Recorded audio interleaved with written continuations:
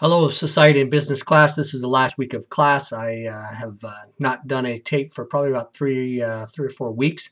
I'm not curious if these are beneficial to you or not. Please let me know. Hey, before I get started with the chapter, I want to kind of give some shout outs. These are some people over this semester that have done some phenomenal work. Their work is pretty much on time. They've done all the assignments and even done a little bit above and beyond.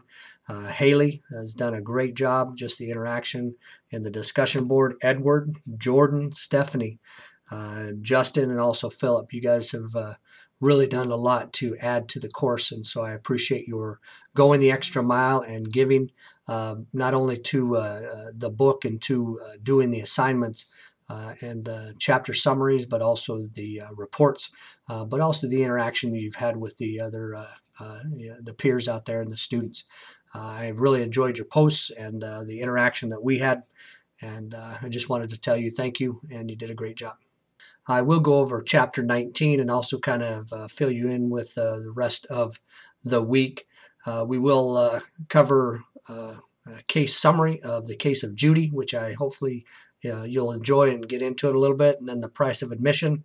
And then also you have a quiz on 19, and then you have the final that's over chapters 10 through 19. And the best way you can do that is to keep up with the reading. It stipulates in there very similar to the midterm.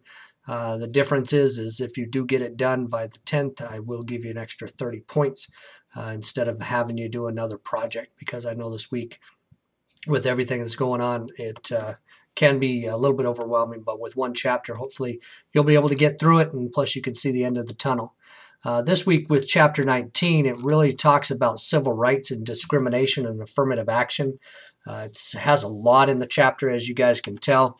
It goes through several different areas of people that are protected, and you guys can see there's getting away from discrimination from color, from race, religion, national origin, sex, age, and also disabilities. One of the things is disabilities is one of the last, they talk about it in the media, that is one of the last areas that still there is some discrimination out there. But it depends on who you are and how you look at it, because in each of those areas people do feel discriminated.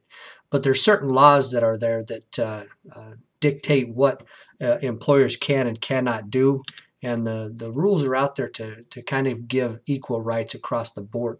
I know that even some of these things have been sent all the way up to the Supreme Court. The Supreme Court has had to decide.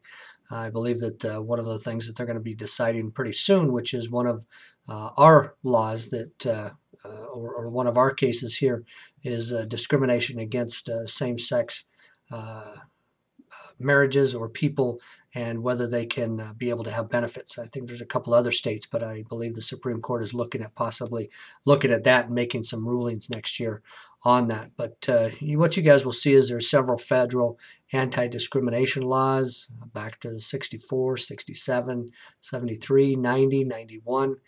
There's still some coming out today. And hopefully most of you know about these. If not, you'll have a good eye-opener about how some of these things came about. But really it's about protecting people and giving equal rights to everyone. There still is some discrimination between sexes. They call that the glass ceiling. There has been some change over the years, but still not as well as some people would like it. You guys can go through these. With ADA, there is some discrimination against people with disabilities. They have to be able to do the essential functions of the job, but you cannot discriminate against them based on any type of disability. And that really comes into play because people coming back from the military, PTSD, some people that have LD or learning disabilities. So all these things are there to be able to give some equal rights to different people. One of the controversial ones, which they don't go over too much in here, is, for example, substance abuse, alcoholics, and people that function and have those concerns and issues, and how do you deal with them in a workforce. There are some laws that protect them, and that they do need services and they do need help. For other people, they feel like it's a choice and that these people can fix themselves. But Legally, those are some things that are coming down that will continue to be controversial, and decisions will have to be made. As you guys go through the chapter, you'll see that really this chapter really tries to get into the depths of equality and really pay for equity, and also sexual harassment. There's a lot of different clips out there that we could talk about this, but I'm not going to get too in depth, because as this whole book has been just kind of a surface over these different topics and discussing them. But even in the schools, high schools and so forth, they do deal with sexual harassment, and uh, how you deal with students to hold them accountable, because there has been a lot of that in the past that has not been adhered to. What constitutes a hostile work environment? And that's pretty much if the business does not take these things serious. If someone says that someone is sexually harassing them, and you can go through it because it gets pretty specific, and the company does not do anything, they can be held liable and get into trouble, because they do not have a good, equitable work environment. There is more acceptance for diversity, at least I've seen that over the years.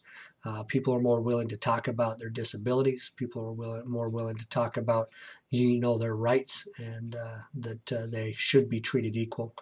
Hopefully you got a lot out of the chapter. This was a great semester. You guys did some phenomenal work. Hopefully it was beneficial to you. Please let me know. I am open. I will be changing the class next semester a little bit more, to try to get a little bit more engagement, and also to kind of look to make sure that I am giving you guys the best service. But please email me. I'm more than willing and open to your suggestions or ideas, or if you have online courses you've taken that you would like to give me some suggestions, I am open to that. Thank you again, and have a good time. And if I could ever help in the future, please let me know. You have my email address, and I wish you all the best with your education and with the holidays coming up. Take care. Bye.